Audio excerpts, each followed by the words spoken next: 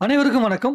Nayanthara beyond the fairy tale அப்படிங்கிற ஒரு அற்புதமான ஒரு தெய்வீக கதை அப்படிங்கிற ஒரு விஷயத்துல நீங்கள் பார்க்கலாம். ஒரு தேவதையின் கதை. ஒரு தமிழ் சினிமா இல்ல, ஒரு இந்திய சினிமாவே பார்த்த ஒரு லேடி சூப்பர் ஸ்டாருடைய அற்புதமான ஒரு கதையை வந்து பார்த்தீங்கன்னா அவங்க செஞ்சுருக்காங்க. இந்த கதையை பற்றி பேசுறதுக்குன்னே உங்களுக்கு தனி தைரியம் இருக்கணும், தனி பக்குவம் இருக்கணும், உங்களுக்கான திறமை இருக்கணும். அதாவது நீங்க வாழ்க்கையில கஷ்டப்பட்டா மட்டும் தான் இந்த கதை உங்களுக்கு புரியும். அப்படி இல்லைன்னா கண்டிப்பா புரியாது. உங்களுக்குன்னு யாராவது ஒருத்தவங்க பேக்ரவுண்ட்ல இருந்து உங்கள வந்து முன்னேத்துனாங்கன்னா, கண்டிப்பா இந்த கதை உங்களுக்காக புரியறதுக்கான வாய்ப்புகளே கிடையாது. ஸோ கஷ்டப்படுறவங்களுக்கு மட்டுமே உணர வேண்டிய ஒரு அற்புதமான கதை. அது வந்து என்ன மாரி கதைன்னா, நானும் ரவுடிதான் அப்படிங்கிற ஒரு படம் இருக்கு. அந்த படத்துல வந்து பார்த்தீங்கன்னா, நயன்தாரா அவர்கள் வந்து விக்னேஷ் சிவனுடைய இயக்கத்துல வந்து படம் நடிக்கிறாங்க. அப்போ அவங்களுக்குள்ள ஒரு காதல் மலருது. அந்த காதல் இந்த சமூகத்துக்கான ஒரு மிக முக்கியமான ஒரு பாடத்தை குடுக்குது. அதே மாதிரி ஒரு இண்டஸ்ட்ரிக்குள்ள ஒரு வெளியிருந்து வந்த ஒரு பொண்ணு வந்து பார்த்தீங்கன்னா, எப்படி சாதிக்க முடியும்? அவங்க என்ன மாதிரியான கான்ட்ரோவர்சியான விஷயக்குள்ள மாட்டியிருக்காங்க. அந்த கான்ட்ரோவர்சி எல்லாருமே அவங்களுடைய பர்சனல் லைஃப்குள்ள வந்தது தான். அவங்க பண்ணதுனால தான் அந்த கான்ட்ரோவர்சி வந்தது. இருந்தாலுமே அந்த கான்ட்ரோவர்சிய தாண்டி அவங்க எப்படி முன்னேறுனாங்க அப்படிங்கிற அந்த தைரியத்த பாராட்டி, ஒரு அற்புதமான ஒரு கதைய வந்து அவங்க சொல்ல வராங்க. இந்த உலகத்துக்கு தெரிஞ்ச நயன்தாரா வேற, இப்ப இருக்கிற நயன்தாரா வேற அப்படிங்கிறது.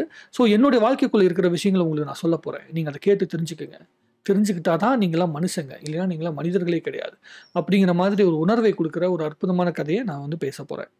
ஸோ இதுக்காக ரிவ்யூக்காக நான் வந்து நெறைய மெனக்கிட்டுருக்கேன். நான் ரொம்ப யோசிச்சிருக்கேன். இதுக்காக நான் ரொம்ப கஷ்டப்பட்டுருக்கேன். எப்படி சொல்றதுன்னா, உழைச்சிருக்கேன். இந்த ரிவ்யூ போடுறதுக்கு முன்னாடி என்னுடைய மனச நான் தயார்படுத்துறது. ஸோ இந்த அளவுக்கு ஒரு தைரியமான பெண்ண பத்தி, இந்த அளவுக்கு வந்து பார்த்தீங்கன்னா, ஒரு அற்புதமான ஒரு ஒரு ஜீவன பத்தி பேசுறதுக்காக நான் மிகவும் வந்து என்ன பண்படுத்திக்க வேண்டிய கட்டாயம் வந்துச்சு. கிட்டத்தட்ட ஒரு 3, 4 நாட்கள் வந்து நான் தியானம் பண்ண வேண்டிய கட்டாயம் இருந்துச்சு. தியானம் பண்ணி, அந்த அந்த எப்படி சொல்றது? ரிவ்யூ பண்றதுக்கான ஒரு மனநிலைக்குள்ள நான் வரத்துக்கே வந்து எனக்காக மிகப்பெரிய ஒரு மெனக்கெடல் தேவைப்பட்டுச்சு. அந்த மெனக்கெடல் வந்து என்ன ஒரு மிக அற்புதமான உணர்வை வந்து குடுத்துச்சு. ஒரு யோக நிலைய பத்தி படிக்கிற ஒரு புத்தகத்த படிச்சா நமக்கு என்ன உணர்வு கிடைக்குமோ, அந்த உணர்வு வந்து இந்த கதைய பத்தி பேசுவதற்கு முன்னாடி எனக்கு வந்து சேருச்சு அப்படின்னு சொன்னீங்கன்னா, அது கொஞ்சம் கூட மிகையல்ல. அவ்வளவு அற்புதம். எப்படி இப்படி ஒரு ஒரு உயிரினம் வந்து வாழ்ந்திருக்க முடியும்? அதாவது உயிரினம்னா, மனிதருக்குள்ள இவ்வளவு அற்புதமான ஒரு மனசு உள்ள ஒருத்தவங்க எப்படி வாழ்ந்திருக்க முடியும் அப்படின்னு நான் உணர்ந்து பார்த்தேன். எனக்கு இதுவரைக்கும் உலகத்துல யாருமே இப்படி ஒரு கதைய வந்து பார்த்திருக்க மாட்டாங்க. Netflix வந்து பார்த்தீங்கன்னா, ஒருத்தவங்களுடைய கல்யாண கேசட்ட வந்து பர்மிஷன் வாங்கி, கல்யாணத்த வந்து ஒட்டுமொத்தமா வந்து வீடியோ ஃபுட்டேஜ் பண்ணி வந்து ரிலீஸ் பண்றாங்க. ஏன்னா, அப்ப Netflix அந்த கதைய பத்தி எப்படி உணர்ந்திருப்பாங்க? அவங்கள பத்தி எந்த அளவு புரிஞ்சிருப்பாங்க? அப்படிங்கிறத யோசிக்கும்போது, மனசு வந்து நெகிழ்ந்து போகுது.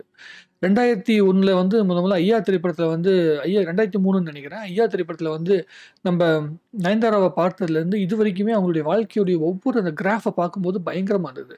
இப்படி நான் ஸ்லோவா ஆரம்பிச்ச கிராஃப் அப்படியே மேல ஏறி இப்ப சர்ருன்னு கீழ இறங்கியிருக்கு. ஆனா கீழ இறங்கியிருந்தால் கூட அவங்களுடைய அந்த வேல்யூங்கிறது ரொம்ப பயங்கரமா இருக்கு. அவங்கள எவ்வளோ புரிஞ்சிருக்காங்க அப்படிங்கிறத பார்க்கும்போது ரொம்ப சந்தோஷமா இருக்கு. விக்னேஷ் சிவன் அவர்கள் வந்து நயன்தாராவுக்கு வந்து லேடி சூப்பர் ஸ்டார் அப்படிங்கிற பட்டத்த அவரே குடுத்து, அத விளம்பரம் பண்ணும்போது அவருக்கு எந்த அளவுக்கு சந்தோஷமா இருந்துச்சோ, அதை விட கோடி மடங்கு சந்தோஷமாக ஒரு சினிமாவை கவனிக்கிறவனா இருக்கிறேன் அப்படிங்கிறத பார்க்கும்போது ரொம்ப ரொம்ப பெருமையா இருக்கு. நயன்தாராவ பத்தி பேசும்போதே வந்து மனசுல அவ்வளவு சந்தோஷம் வருது. அவ்வளவு பெருமையா இருக்கு. இத வந்து நான் என்ன எப்படி சொல்றதுன்னா, தமிழ்ல வந்து அ கிட்டத்தட்ட 3,00,000 வார்த்தைகள் இருக்கு அப்படின்னு சொல்றாங்க. அந்த 3,00,000 வார்த்தைகள்ல கூட இந்த ஒரு அற்புதமான இந்த வீடியோவ பத்தி எக்ஸ்பிளைன் பண்றதுக்கு ஒரு அற்புதமான வார்த்தை கிடைக்கல அப்படின்னு பார்க்கும்போது, தமிழே வந்து ரொம்ப ஃபீல் பண்ணும்னு நெனைக்கிறேன். ஸோ நயன்தாரா அவர்கள் பிறந்த மலையாளத்தில ஏதாவது அந்த மாரி அற்புதமான வார்த்தை இருக்கலாம் அப்படின்னு நான் நெனைக்கிறேன். இல்ல வந்து அவங்க நடிச்ச தெலுங்கு இருக்கலாம். இல்ல ஹிந்தியில கிடைச்ச ஜவான் திரைப்படத்தில நடிச்சிருந்தாங்க. ஒரு கெஸ்ட் அப்பியரன்ஸ் ஒரு கேரக்டர் மாரி ஒண்ணு நடிச்சிருந்தாங்க. ஹீரோயின் கேரக்டர் தான். பட் ஆனா அவங்களுக்கு வந்து அதையும் தாண்டி தீபிகா படுகோன் வந்து ஸ்கோர் பண்ணாங்க. இருந்தாலும் பரவால்ல. பட் ஆனா ஒவ்வொரு லாங்குவேஜ் நயன்தாரா நடிச்ச எல்லா படங்கள்ல எல்லா லாங்குவேஜ்லேருந்து ஒவ்வொரு வார்த்தைகள் எடுத்து தான் நம்ப சொல்ல முடியும். ஏன்னா, நயன்தாரா அவர்கள் தன்னுடைய பிரச்சனைய சொல்றதுக்கு கூட வந்து ஜெர்மன் தான் தேடி கண்டுபிடிச்சு சொல்றாங்க. ஒரு வார்த்தைய ஜெர்மன்லேருந்து தேடி கண்டுபிடிச்சு அவங்க சொல்லியிருக்காங்க. அப்படிங்கும்போது, அப்ப நயன்தாராவ பத்தி நம்ம பேசணும்னா, நம்ம வந்து இந்திய லாங்குவேஜே வந்து நமக்கு கிடைக்காது. ஜெர்மன்ல ஒரு அற்புதமான வார்த்தைகள் தேடி நானும் வந்து சொல்லலாம் அப்படின்னு சொல்லி வந்து ஆசைப்படுறேன். ஸோ வாங்க, இந்த டாக்குமெண்ட்ரி பத்திய டீட்டெயிலா உட்காந்து நம்ம பேசுவோம். சரிங்களா? நன்றி. லைஃப்ல வந்து எல்லாத்துக்குமே ஒரு நெகட்டிவான ஒரு விஷயம், ஒரு இடம் வரும். ஒரு நேரம் வரும். இந்த நேரத்த தாண்டி யாரு ஜெயிக்கிறாங்க அப்படிங்கிறது ரொம்ப முக்கியமானது. ஸோ, அந்த நேரத்த தாண்டி நயன்தாரா ஜெயிச்சிருக்காங்க ஒரு லைஃப்ல. பட் இது வந்து ஒரு செல்ஃப் ப்ரமோட்டட் ஒரு வீடியோ தான். இதுல வந்து நம்ம ஒண்ணும் பயங்கரமான ஒரு வாழ்க்கை அப்படி இப்படின்னு நம்ம சொல்றதுக்குன்னா ஒரே ஒரு விஷயம் தான். அவங்க எப்படி அறிமுகமானாங்க? யார் அறிமுகப்படுத்துனாங்க? அவங்ககிட்ட இருக்கிற வில் பவர் என்ன, அந்த சீதாவா நடித்த அந்த ஒரு விஷயத்தை மட்டும் தான் கான்ட்ரவர்சியாக பேசியிருக்காங்க. அதை தாண்டி அவங்களோட லைஃப்பில் நிறைய கான்ட்ரவர்சி இருக்குது. சினிமா விட்டு நிற்கிறதுக்காக யார் சொன்னாங்க அப்படிங்கிறது நம்ம உலகத்தில் இருக்க எல்லாத்துக்குமே தெரியும். ஸோ அந்த விஷயங்கள்லாம் ரொம்ப கான்ட்ரவர்சியான எந்த விஷயத்தையும் எடுத்து பேசவே இல்லை. குறிப்பாக நான் என்ன நினச்சேன்னா, குழந்தைங்களை பற்றி நிறைய நேரம் கொடுப்பாங்க அப்படின்னு நினச்சேன். பட் ஆனால் இவங்க கல்யாணத்துக்கு மட்டும்தான் வந்து நெட்ஃப்ளிக்ஸ் பர்மிஷன் கொடுத்துருக்காங்க போல். குழந்தைங்க அந்த பர்சனல் லைஃப்பை பற்றி அவங்க பேசுறதுக்கு விரும்பலைன்னு நினைக்கிறேன். ஸோ அதுவும் சரியான இடம் இல்லை. ப்ளஸ் வந்து பார்த்தீங்கன்னா, நிறைய பாடல்கள் இந்த ரத்தமாலை பாட்டெல்லாம் வந்து நிறைய யூஸ் பண்ணுவாங்கன்னு நினச்சேன். பட் அதுக்கு சரியாக பயன்படுத்தலை. ஸோ சன் பிக்சர்ஸும் சரியாக பர்மிஷன் கொடுக்கல அப்படிங்கிறத நமக்கு தோணுது. 400 கோடி தான் படத்துலேயே அந்த கிளிப்பு கிடச்சிருந்துச்சுன்னா, ஒரு வேளை அவங்கள நிறைய வந்து இந்த இவங்களோட லவ் ஸ்டோரி அப்படிங்கிற விஷயத்த இன்னும் ரொம்ப அழுத்தமாக சொல்ல முடியும் அப்படின்னு நம்பியிருக்காங்க. ஆனாலும் 3 செகண்ட் மட்டும் பயன்படுத்தலை. இதில் வந்து இன்னும் நிறைய செகண்ட் ஒரு 2-3 விஷயங்கள் பயன்படுத்திருக்காங்க. 10-15 செகண்ட் மேலே இருக்குது. ஸோ தனுஷ் அவர்கள் வந்து அந்த சீன்ஸ் அந்த ஷார்ட்ஸ்லாம் கொடுத்துருந்தாருன்னா இன்னும் பயங்கரமாக அவங்களுக்கு வந்து பயன்பட்டிருக்கும். பட் அது அவர் வந்து அவருடைய ப்ராப்பர்ட்டி நம்ம ஒன்றும் சொல்கிறதுக்கு இல்லை. நம்ம சொன்னாலும் அது வந்து அவங்க வந்து கேட்க போகிறாங்க. அதனால் அதை பேசி பிரயோஜனம் இல்லை என்னை பொறுத்த வரைக்கும். ஸோ ஓகே தான், ஒரு ஓகேஷான டாக்குமெண்ட்ரி தான். It's not a great documentary. இதோட பயங்கரமான டாக்குமெண்ட்ரி நெட்ஃப்ளிக்ஸில் இருக்குது. நெட்ஃப்ளிக்ஸ் எதுக்கு வந்து ரொம்ப சாதாரணமான ஒரு கல்யாண விஷயத்தை வந்து எடுத்து பேசினாங்க. இது ரொம்ப சிம்பிளாக இருக்குது.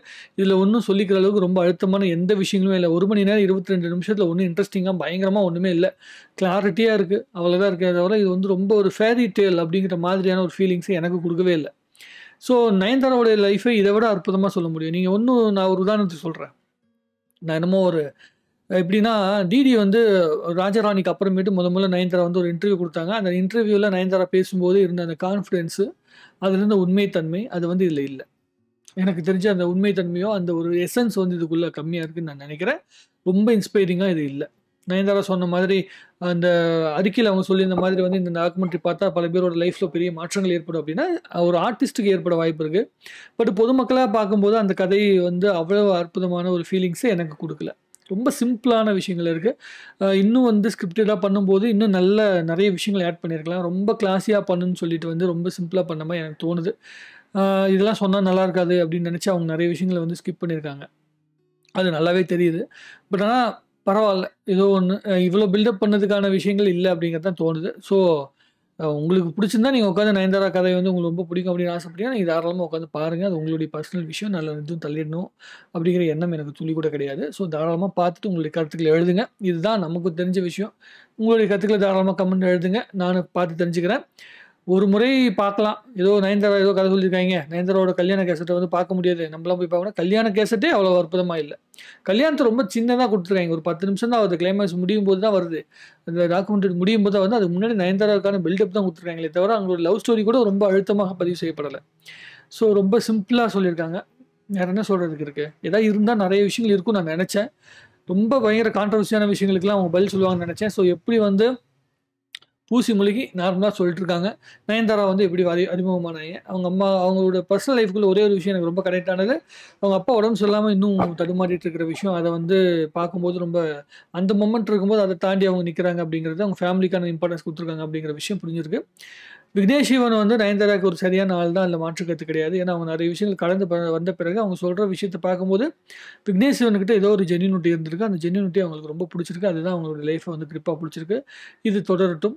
அவங்க ஒருத்தவங்களுடைய வாழ்க்கை அழகான வாழ்க்கையாக இருக்குன்னா அந்த அழகான வாழ்க்கையை பார்த்து நம்ம என்ன சொல்கிறது, வன்மத்தை கக்கிறது அப்படிங்கிறது தப்பான விஷயம்.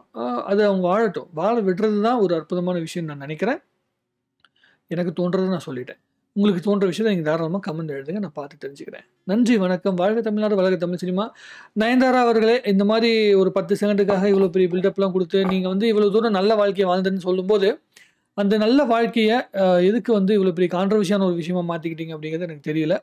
நல்லா போயிட்டு இருந்த விஷயம் கடைசி 10 படங்கள் ஏன் ஓடலை அப்படிங்கிற விஷயத்தை கொஞ்சம் கான்சன்ட்ரேட் பண்ணணும் அப்படின்னு நினைக்கிறேன். பீக்குக்கு போயிருந்தாங்க. கோலமா கோயில் அப்போ இருந்த நயன்தாராவுக்கு கிடைச்ச அந்த பேரை வந்து அவங்க அப்படியே சஸ்டெயின் பண்ணி பிடிச்சிக்கல அப்படிங்கிறது தான் எனக்கு தோணுது. ஜவான் படத்தில் ஒரு நல்ல வாய்ப்பு கிடைச்சிருக்கு. பட் ஆனால் அது வந்து தீபிகா படுகோன் வந்து ஓவர் ஷேடோ பண்ணிட்டாங்க. இதை தாண்டி அவங்க அடுத்து என்ன பண்ண போகிறாங்க அப்படிங்கிறத நான் பொறுத்து வந்து பார்க்குறேன். கடந்த 4 நாட்களாக நடக்கிற விஷயம் வந்து இவங்களுக்கு விக்னேஷ்வனும் நயன்தாராவும் ஒரு பீஸ்ஃபுல்லான லைஃப் வாழ்ந்துட்டு இருந்தாங்க. அதுக்கு வந்து ஒரு எப்படி சொல்கிறதுனா அதுக்கான ஒரு நெகட்டிவான ஒரு இம்பேக்டை வந்து உருவாக்கியிருக்காங்க அவங்க மேலே அப்படின்னு தான் தோணுது. எனக்கு பர்சனலாக நான் பார்க்கும்போது எனக்கு அப்படி தான் தோணுது. இதை தாண்டி அவங்க எப்படி பண்ண போகிறாங்க அப்படிங்கிறத பொறுத்து வந்து பார்ப்போம். உங்கள் கருத்துக்களை கமெண்ட்ல எழுதுங்க. மறுபடியும் பேசுவோம். நன்றி, வணக்கம்.